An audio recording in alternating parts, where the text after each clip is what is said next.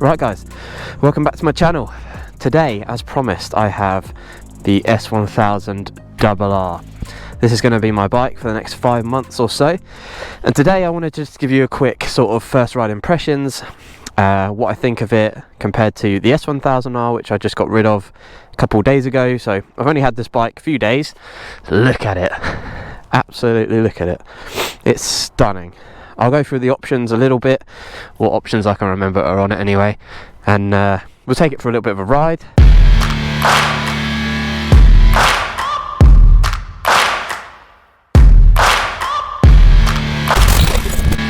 Right, I'm turning the heater jacket on because I am freezing. Right, so this bike has done 105 miles total. So I've ridden it back from BMW, and basically just had a quick blat on it, but I've only had it out in the rain. It's been a bit awful, the weather lately.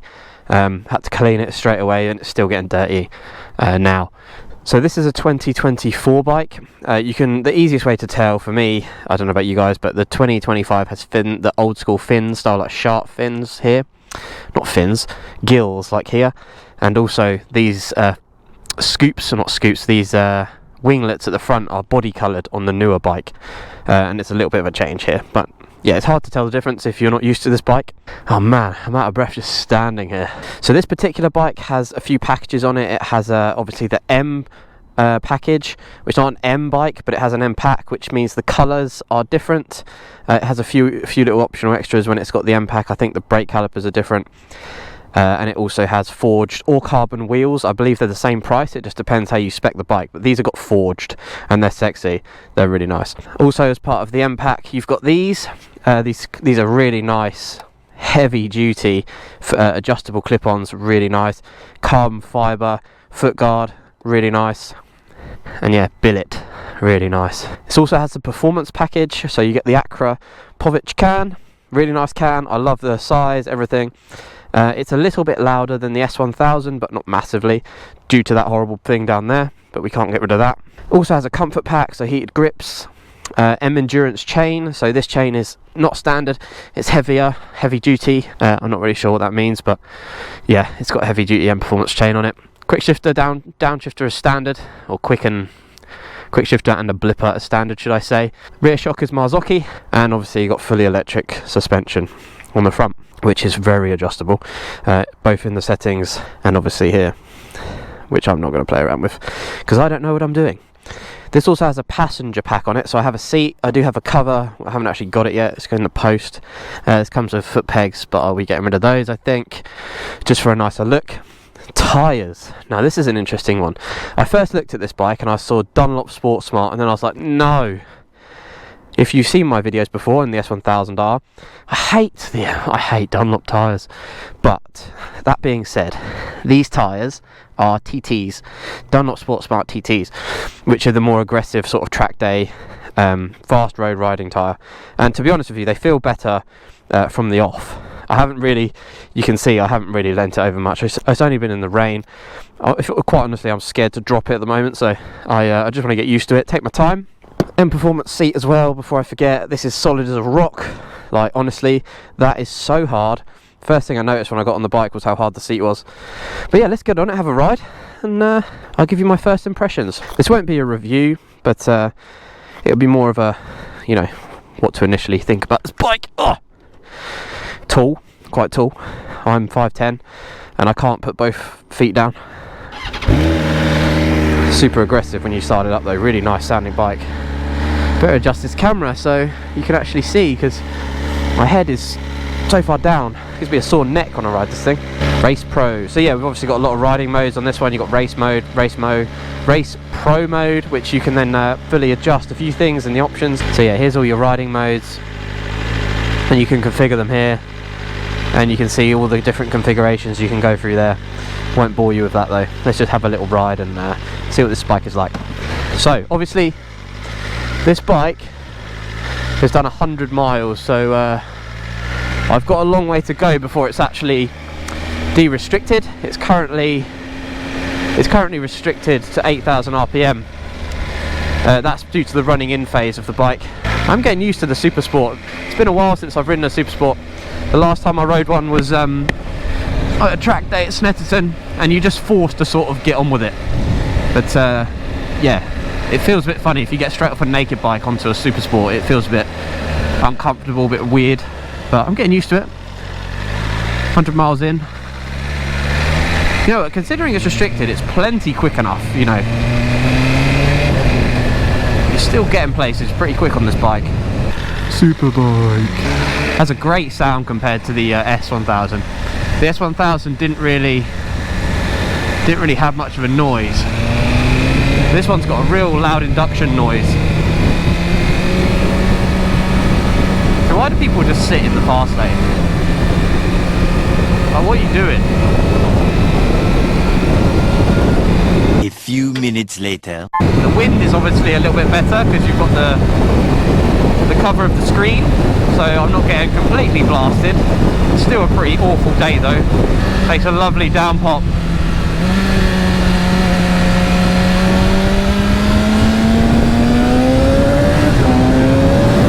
Oh, so nice.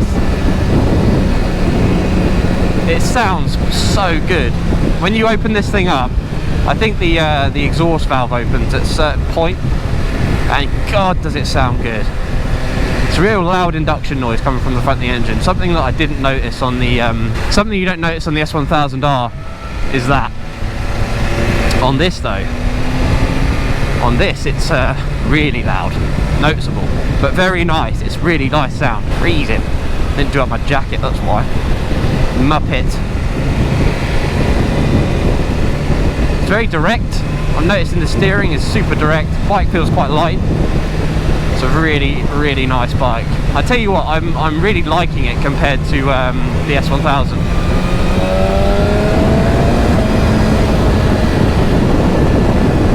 Feels like a bit more of me, this bike. I don't know why. I don't really. Super sports isn't something that I'd naturally go and buy. To be honest with you, I'd stick with a naked. But I can see why people that are just instantly fast on this guy just sped up so I couldn't overtake him, and then slows down on the corners because you can't go that fast. I just don't get it. People and their egos, man. On them, your e-car slowing me down. Oh. Be aware. If you get this bike, you're going to be riding fast on it because it just urges you to go fast. It's so, I don't want to say dangerous, it is dangerous, but it just wants you to go quick, and you just do it. You do it because it's fun. It's so fun. Again, this bike is not even it's restricted. I can't even go above 8,500 RPM, or is it 9, something like that. You can see that it's locked. God, it's fun. Even just short shifting, and then it brings you onto the whole question of, you know, is 200 horsepower really a necessary figure? Which is always often debated, but bikes are getting more and more powerful. The latest generation of bikes, the 2025 version, they're all like 220 horsepower now. And to be honest with you, on a racetrack they're awesome, but if you're thinking of buying an S1000 for a Sunday blast, you probably have more fun on something a bit lower, because you can actually, you know, rag it, go through the gears, and that's the fun part of a Sunday blast, is ragging your bike and having a bit of a fun time, you know. And on this thing, the sad reality is, as fun as it is at 210 horsepower, that if you rag this on the roads, you're going to get yourself into trouble with either the law or, yeah, so if it does come undone, it's going to be a bad time. That being said, I totally understand people who like 210 horsepower superbikes. I mean, this is amazing, such a lovely bike, and the feeling of the power is just extraordinary. Good old Whiteways calf.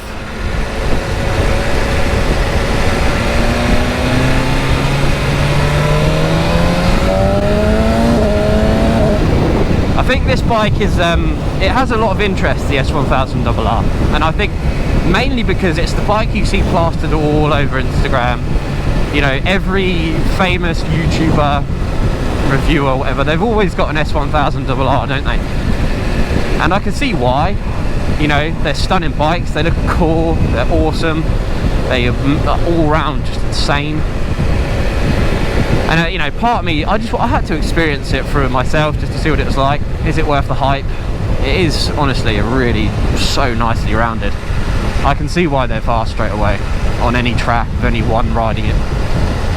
Very nice bike indeed. I'll angle this camera down a touch. Hopefully you guys can still see me.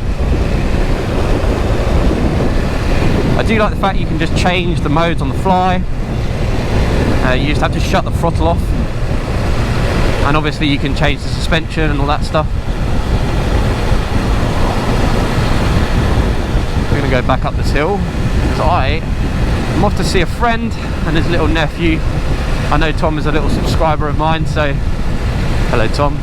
I tell you what I do really like, when you downshift it makes a real nice, not downshift, but when you upshift it makes a nice pop. If you get it at the right rev range, it pops. I love it. Maybe I'm a little bit of a loser in that way. Yeah, we got around the corner. I get cramp in my leg on this bike so quickly. Oh, I'm getting old. Oh my god. Brutal acceleration. Stop indicating. So stable.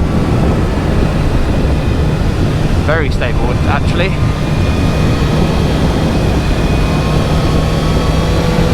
Tyres feel super grippy, which is nice. Nice change for me on Dunlop tyres. Not worrying about grip. The roads are a bit sketchy today, so we'll have to watch out. Oh, so fast. When this thing's restricted or de-restricted, it's going to be an animal. I have experienced the M1000R, a de-restricted version, unlocked, and that was just insane. So quick. And this is going to be just quick and longer gear ratios. Obviously this has got the shift cam engine, and maybe that's why it sounds like it does. Let's go to Arundel.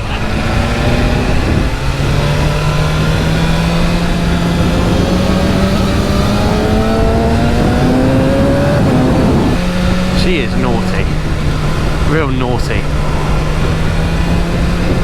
So yes guys, this is going to be the bike I'm going to do some reviews on, do some time on.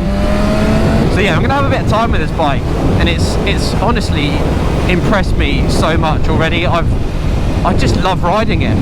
I didn't think I would. I thought this is just going to be a super sport, uncomfortable bike. Yes, it's going to be quick, but I'm not going to enjoy it. But comfort wise, it's really comfortable for a super sport. Yes, I'm leaning on my wrists, but I've had super sport bikes in the past where I've leant on the wrist so bad. Oh, look at that gravel, that is disgusting. And my wrists have been aching after like 20 minutes. But this is, yeah, pretty comfy for a super sport. Especially if you like optioned out the comfort seat. You'd then be pretty comfy. But if you guys have got any questions on this bike, you want to know a bit about it, you want me to do anything on it, yeah, just let me know and I'll include that in my next video on the review. I'm waiting to review this bike until it's fully unlocked so I can actually, you know, give you a fair view of what I think and it's not restricted. Because, yeah, a restricted bike isn't really a full review, is it? Starting to get the confidence in the tyres now, which is quite nice. Haven't had that in a while, especially with my NT10 being off the road. I hated the tyres on the R that I had. They were awful tyres, and why BMW spec them I had no idea. But at least this bike has the slightly nicer tyres with the Sportmax TTs. And I don't have much experience with the Sportmax TTs, if I'm honest. I don't know, I'm only going off of what I feel, and they feel pretty nice so far. I haven't really stretched them or bent them over too much. Bent them over? I haven't really leant over the bike to the point where it's really testing them and I get that side of the edge or edge of the tyre feel. But we'll see. I need a nice Sunday run. Right, quick battery change. One thing you can't rely on: GoPro batteries. Need a new bloody camera. But anyway, I was just saying, this bike makes me feel rather special. Look in the mirror. Look in the mirror on this thing, or look into a shop window and you feel the nuts. Like wearing a Rolex. You can see why people love it and why they love this bike. God, it's nice. I'm looking forward to the next few months of trying to review this thing, getting to live with it, see what it's like. Maybe I'll be converted and I'll just want to have one of these bikes next, because let's be honest, the MT10 has to go somewhere at some point. But do you want to live with a super sport bike is the question, isn't it? Oh my god, it takes off. It's gonna be nuts. But yes guys, it was a quick introduction really to this S1000RR, the 2024 S1000RR. Maybe you're in the market for one, and if you are, stick around, press the subscribe button, like this video, see how I get on with it if you're interested. It might be the bike for you, who knows. And yeah, next week I shall give everyone an update on the MT10 engine. Ride safe all, I'll catch you on the next one. Ciao for now.